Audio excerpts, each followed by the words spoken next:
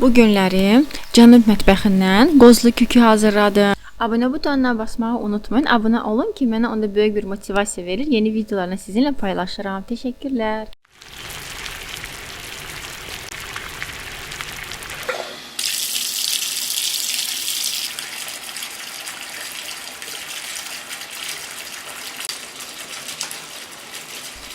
Mən kərə yağı ilə hazırlayıram. Yəni kərə yağını qoyuram qaba, aparıram sobaya. Sobaya isti eləmişdim qabaqcadan ki, tam yağ əriməlidir.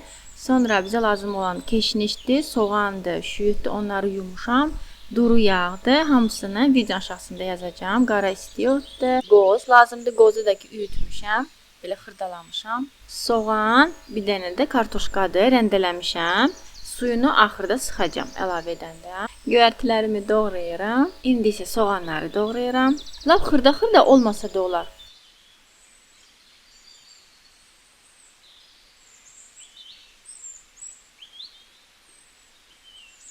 Göyərtilərimi də doğradım və onun da üzərinə kartoşka ilə soğanı rəndələmişdim.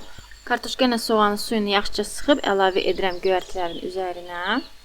Ora duzu əlavə edirəm. Qara istiotu, qabartmanı, qozu yaxşıca qatışdırıram. Hələ yumurtaları əlavə etmirəm. Onları ayrıca qatışdıracağam, çalıb vuracağam.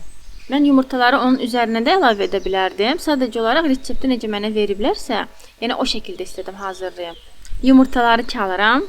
Yumurtanı ayrıca qatışdırırsan, sonra bu masanın üzərinə əlavə edirsən. Mən də ona görə o şəkildə hazırlayıram. Üstünə əlavə edirəm. Zinuşa da təşəkkürlər reseptə görə. Yağım əridi və bu şəkildə. İndi bunun üzərinə həmin o masanı əlavə edirəm. Üzərinə əlavə edirəm. Kim istəsə duru yağdan da istifadə eləyə bilər kərə yağının yerinə. Sadəcə kərə yağı ilə çox dadlı olur. Üzərini bu şəkildə düzləşdirirəm və aparıram sobaya. 180 dərəcədə 20-25 dəqiqə hazır olacaq. Hazır oldu. Pişdi. Amma elə bil ki, yenə də qazdadım. Pık-pık eləyir. Evi bürüyüb, çox ləzzətli, həm çox dadlıdır, həm də ətirlidir. Bunu yeyənlər dadını bilir, çox dadlıdır. İlk dəfə bunu yeyəndə demək olar ki, bu yeməyə vurulmuşdum. Ona görə reseptini tam dəqiqliyi ilə göstərdim. Ola bilsin ki, göyərtilər tam fərqli əlavə edirlər. Mən sadəcə olaraq yenə də deyirəm ki, mənə necə deyiblərsə, mən o şəkildə bunu hazırladım. Çox təşəkkür edirəm. Çox ləzzətli və çox dadlıdır. Əgər bunun dadını bilməyənlər varsa, yəni çox istərdim ki, bunu hazırlayıb yeyəsiz. Çünki çox möhtəşəm dadı var. Siz də hazırlayın. Nuş olsun.